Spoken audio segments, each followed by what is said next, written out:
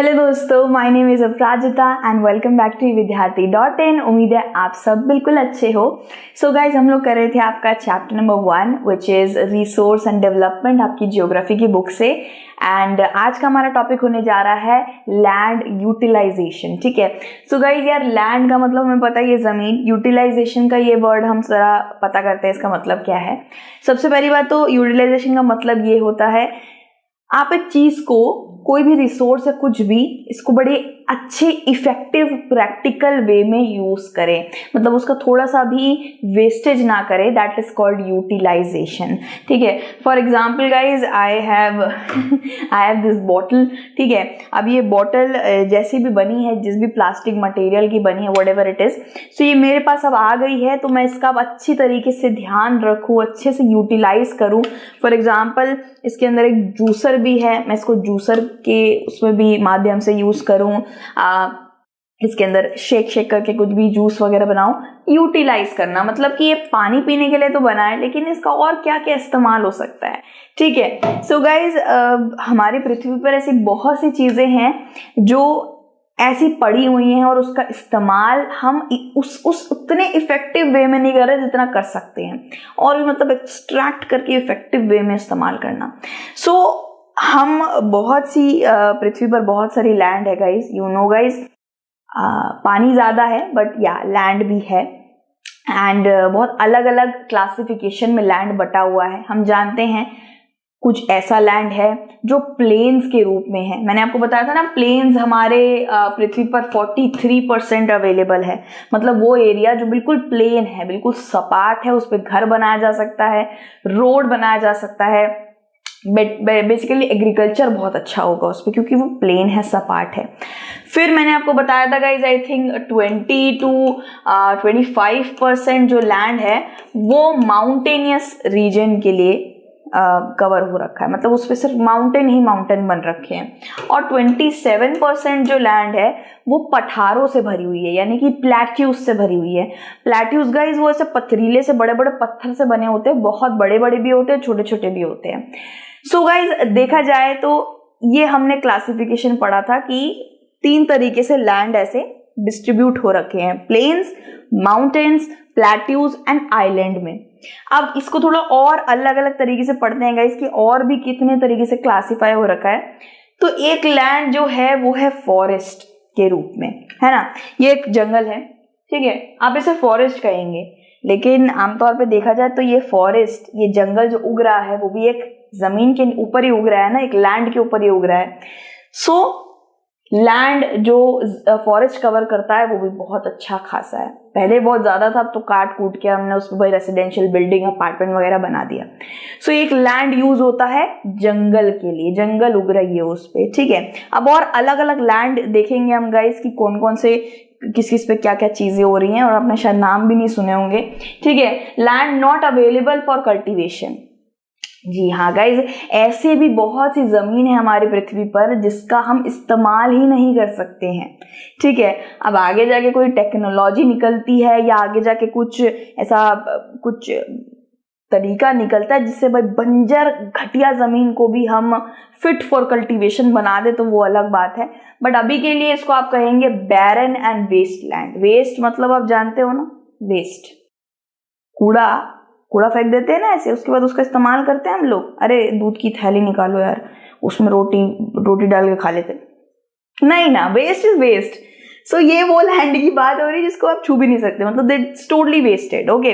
Baron land, kind of you can say that इस पे बस इंसान चल सकता है, इस पे खेती नहीं हो सकती है, क्रॉप्स नहीं उग सकते इसके अंदर, जस्ट ये वेस्ट पड़ा हुआ है। ठीक है। यस, मे बी इसके अंदर घर वगैरह बनाए जा सकते हैं, but you can say it's a waste land, not fit for cultivation. हमारी बात हो रही है कल्टीवेशन की, घर बनाने की बात नहीं हो रही है, इंसानी घर। यहाँ बहुत सारी चीजें बन सकती है, लेकिन एग्रीकल्चर नहीं हो सकता है। फिर बी वाला क्या है guys, land put to non agricultural use, example building, road, factories etcetera. अब और भी लैंड जो इंसान यूज करता है उसे बोल दिया जाता है नॉन एग्रीकल्चरल यूज का वो लैंड हो जाता है। ठीक है। मतलब यहाँ हमने वो लैंड को इस्तेमाल करा है इंसानी घर, रोड, फैक्ट्री बनाने के लिए, ठीक है। Land put to non agricultural, मतलब इधर हम एग्रीकल्चर नहीं करेंगे, इधर फैक्ट्री बनाएंगे, घर बनाएंगे, रोड बनाएंगे। वो लैंड इसके पीछे आ गई, इसके नीचे आ गई, ठीक है। वेस्ट लैंड है हमारी पृथ्वी पर, फॉरेस्ट के नीचे लैंड है, वो भी अकाउंटेबल है। लैंड जो इंसान रोड और फैक्ट्री के लिए यूज कर रहा है वो भी एक लैंड है, ठीक है। रोड बनाने के लिए इस्तेमाल कर रहा है, फैक्ट्रियां बनाने के लिए इस्तेमाल कर रहा है, घर बनाने के लिए इस्तेमाल कर रहा है, वो भी उसके नीचे भी लैंड है। अब हम एक और लैंड की बात करते हैं, permanent pasture and grazing land. मैं सोच रहे हो अब यार ये लैंड जो है, जमीन जो है, कितना इंपॉर्टेंट वाइटल रिसोर्स है, कितने अलग अलग तरीकों के लिए इस्तेमाल करता है इंसान इसे। अब यहाँ पे एक और बात होती है, permanent pasture and grazing land. ये वो जमीन है जिसको एकदम परमानेंट बुक कर दिया गया है जानवरों के चरहाने के लिए, ग्रेज करने के लिए। ग्रेज मतलब कि चरहाना। This is called pasture land, जहाँ पे जानवर चरते हैं, घूमते हैं, इधर उधर लोटे मारते हैं, नहीं लोटे नहीं मारते हैं, इधर उधर चरते हैं, ठीक है, फिर दूध बनाते हैं। इसके बाद गाइस ये एक लैंड हो गई। भाई सोचिए कितना लैंड हमारे इंसान एक एक लैंड को किस किस चीज, वेरियस पर्पसेस के लिए इस्तेमाल कर रहा है। ग्रेजिंग के लिए, एग्रीकल्चर के लिए, रोड बिल्डिंग के लिए, फॉरेस्ट अलग उग रखा है एक लैंड पे। अब ये कौन सा लैंड है भाई? Land under miscellaneous tree crop groves. भाई तो भारी भरकम वर्ड है, चलिए इसे भी समझते हैं यार। मिससेलेनियस ट्री क्रॉप ग्रोव्स क्या होते हैं गाइस? ये वो जमीन है जहां पे कुछ ऐसे घास फूस, कुछ ऐसे श्रब्स, कुछ ऐसे ग्रोव्स, ट्रीज उग रहे हैं, लताएं उग रही हैं जिनको साइंटिफिक नेम नहीं दे रखा है।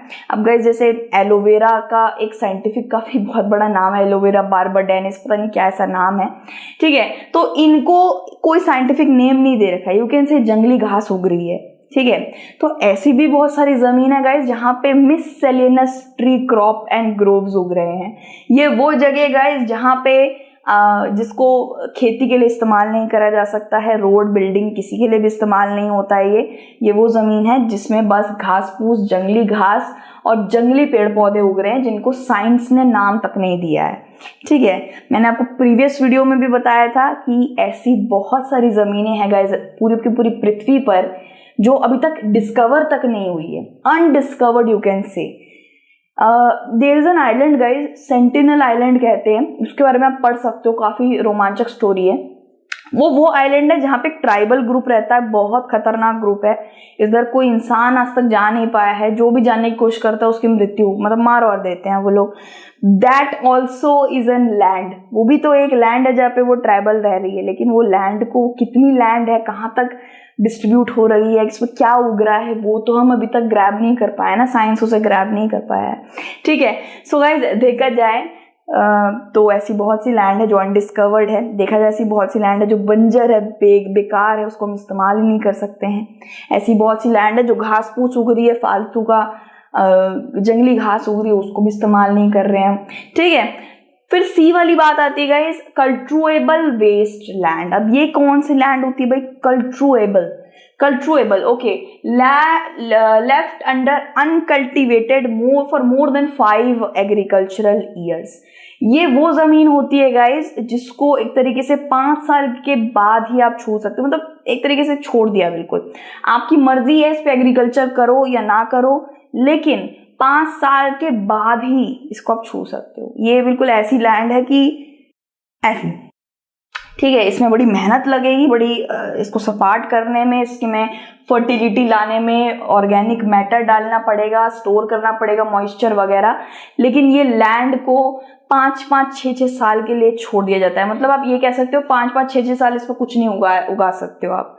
सो इसलिए इसको एक तरीके से वेस्ट ही माना जाता है भाई, 5-5 साल के लिए इस्तेमाल नहीं हो रही है ये लैंड, ठीक है। इसके बाद क्या आती है भाई बात आती है fallow land, you can also say fallow land, ठीक है। ये कौन सी लैंड है गाइस?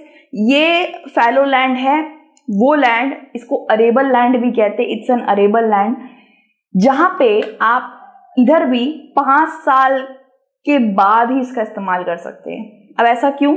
ऐसे बहुत से क्रॉप्स होते हैं गाइस, ऐसे बहुत से फसलें होती हैं जो बहुत ही ज्यादा उपजाऊ, फर्टिलिटी ऑब्जर्व कर लेती हैं जब वो बड़ी हो रही होती हैं, ठीक है।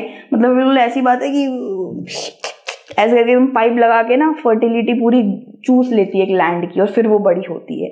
तो ऐसे भी बहुत से क्रॉप्स होते हैं, यू कैन गूगल इट। तो ये क्रॉप्स इन लैंड पे उगाया जाता है, वो क्रॉप्स भी बहुत ज़्यादा ज़रूरी है गाइज। एक सरसों का दाना तक भी एक इंसान के लिए बहुत ज़रूरी होता है, सब कुछ ही उगाना पड़ता है।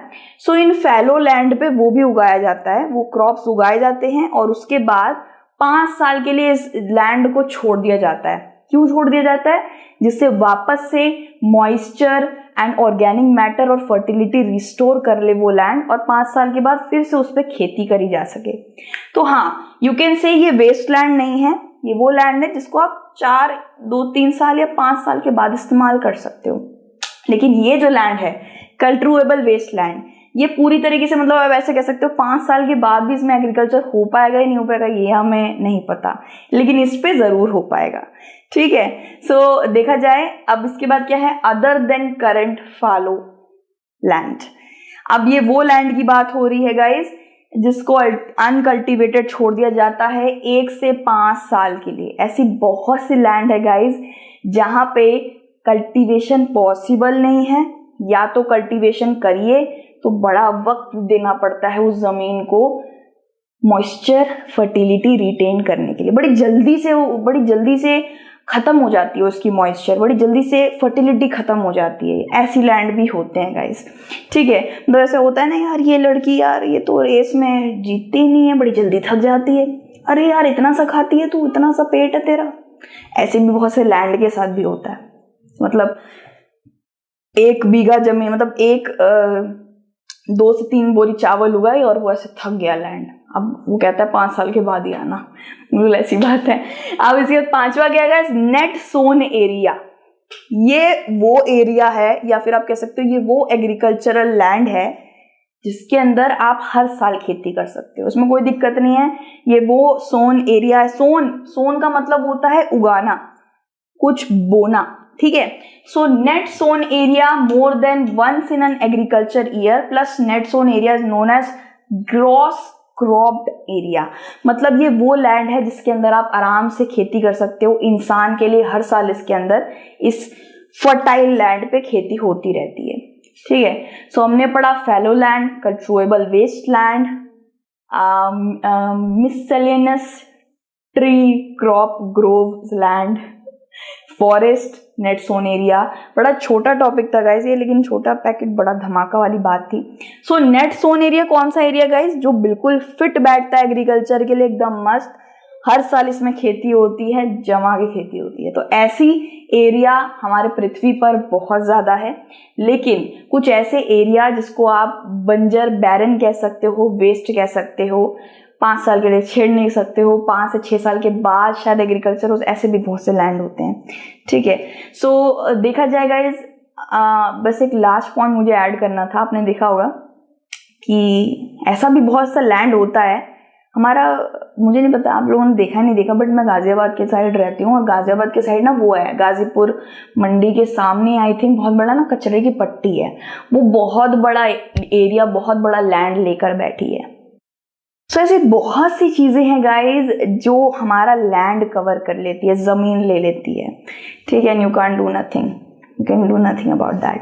इसके बाद आएगा guys topic land use pattern in India. अब भाई हमारे इंडिया की किताबें हैं, इंडिया के बच्चे हैं, इंडिया का जनरेशन है, तो इंडिया के बारे में तो पढ़ना पड़ेगा भाई, किस तरीके से इंडिया में भाई लैंड पैटर्न चलता है। तो दूसरी वीडियो में मिलते हैं, टिल देन आप अपना ध्यान रखिए और लैंड यूज यार फिर से वीडियो देख लेना, वरना याद नहीं होगा आपको ये छोटा छोटा जो भी बताया ना, क्योंकि 2-2 मार्क्स में आ जाता है। What is cultivable wasteland, what is miscellaneous tree crop grove land. Okay, so God bless you everyone and Jai Hind, take care and bye bye.